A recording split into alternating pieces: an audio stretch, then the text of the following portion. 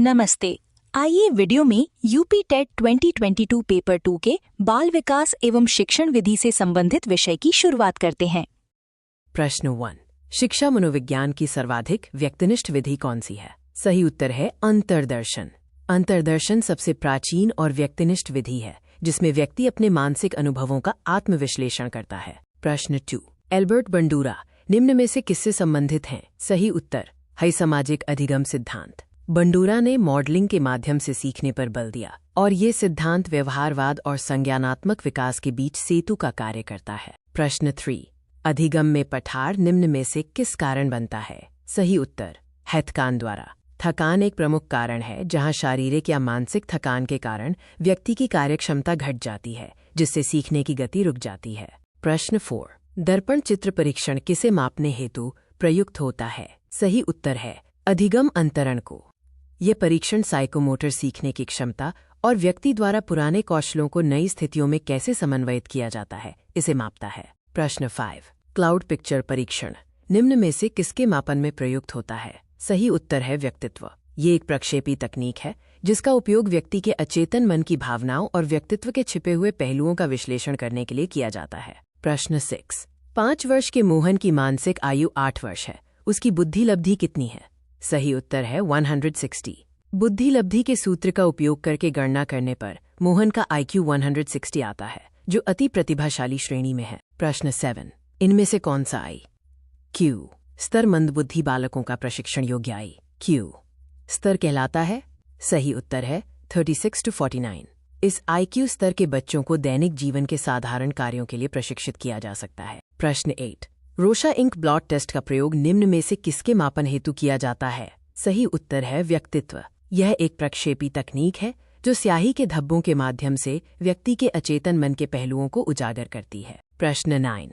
ये विस्मृति का कारण नहीं है। सही उत्तर है स्मरण करने की इच्छा। स्मरण करने की इच्छा सीखने की तत्परता और स्मृति को मजबूत करती है जबकि बाकी विकल्प विस्मृति को बढ़ावा देते हैं। प्रश्न 10। ये विज्ञान जो संख्यात्मक प्रदत्त को एकत्र करने, विभाजित करने, प्रस्तुत करने, तुलना करने और व्याख्या करने की विधि से संबंधित है वो कहलाता है? सही उत्तर है सांख्यिकी। सांख्यिकी आंकड़ों के संग्रहण, संगठन, विश्लेषण और व्याख्या से संबंधित है। प्रश्न 11। निम्न में कौन शेष से भिन्न है? सही उत्तर है रैवेन का परीक्षण। रैवेन का परीक्षण बुद्धि मापने का अशाब्दिक परीक्षण है जबकि अन्य तीनों 16PF, ड्रॉयमैन और टैट व्यक्तित्व मापन की विधियां हैं। प्रश्न 12। 7, 8, 9, 10, 11, 12 का मध्यांक है? सही उत्तर है 9.5। चूंकि आंकड़ों की संख्या सम है, मध्यांक बीच के दो पदों 9 और 10 का औसत है जो 9.5 आता है। प्रश्न 13। सूझ या अंतर्दृष्टि के सिद्धांत का प्रतिपादन किया? सही उत्तर हैंगेस्टाल्टवादी मनोवैज्ञानिक। कोहलर, कोफका और वर्दीमर ने ये सिद्ध किया कि अधिगम अचानक पूर्ण बोध होने से होता है। प्रश्न 14। मैकडूगल के अनुसार प्रत्येक मूल प्रवृत्ति से संबद्ध होता है? सही उत्तर है संवेग। विलियम मैकडूगल के अनुसार प्रत्येक मूल प्रवृत्ति के साथ एक विशिष्ट संवेग जुड़ा होता है। प्रश्न 15। पूर्व अनुभव के आधार पर संवेदना को अर्थ प्रदान करना कहलाता है? सही उत्तर है प्रत्यक्ष ज्ञान। प्रत्यक्ष ज्ञान वो प्रक्रिया है जिसके द्वारा हम इंद्रियों से प्राप्त कच्चे डेटा को पूर्व अनुभव के आधार पर अर्थ देते हैं। प्रश्न 16। पिछड़े बालकों के लिए शैक्षिक लब्धि की अवधारणा किसने दी है? सही उत्तर है सिरिल बर्ट। उन्होंने शैक्षिक आयु को वास्तविक आयु से विभाजित कर 100 से गुणा करने का सूत्र दिया। प्रश्न 17। निम्न में से कौन सा एक उत्तम परीक्षण की विशेषताओं से भिन्न है? सही उत्तर है अभिक्षमता। उत्तम परीक्षण की तकनीकी विशेषताएं वस्तुनिष्ठता, वैधता और विश्वसनीयता होती हैं। अभिक्षमता एक मानवीय गुण या कौशल है। प्रश्न 18। निम्न में से कौन सा बुद्धि का सिद्धांत नहीं है? सही उत्तर है प्रत्यागमन का सिद्धांत। ये आनुवंशिकी का एक नियम है जो बुद्धि की संरचना की व्याख्या नहीं करता है। प्रश्न 19। निम्नलिखित में से कौन अंतःस्रावी ग्रंथि नहीं है? सही उत्तर है लार ग्रंथि। लार ग्रंथि एक बाह्य स्रावी ग्रंथि है जो नलिकाओं के माध्यम से स्राव मुक्त करती है जबकि बाकी सभी अंतःस्रावी ग्रंथियां हैं। प्रश्न 20। पियाजे के अनुसार संज्ञानात्मक विकास की द्वितीय अवस्था है? सही उत्तर है पूर्व संक्रियात्मक अवस्था। ये 2 से 7 वर्ष की आयु की अवस्था है जिसमें बच्चा प्रतीकों का उपयोग करना सीखता है। प्रश्न 21। मूल प्रवृत्ति की एक प्रमुख विशेषता क्या है? सही उत्तर है भी प्राणियों में तथा जन्मजात व प्राकृतिक होती है। मूल प्रवृत्तियां जन्मजात, प्राकृतिक और सार्वभौमिक होती हैं, जो मनुष्य और पशु दोनों के व्यवहार को संचालित करती हैं। प्रश्न 22।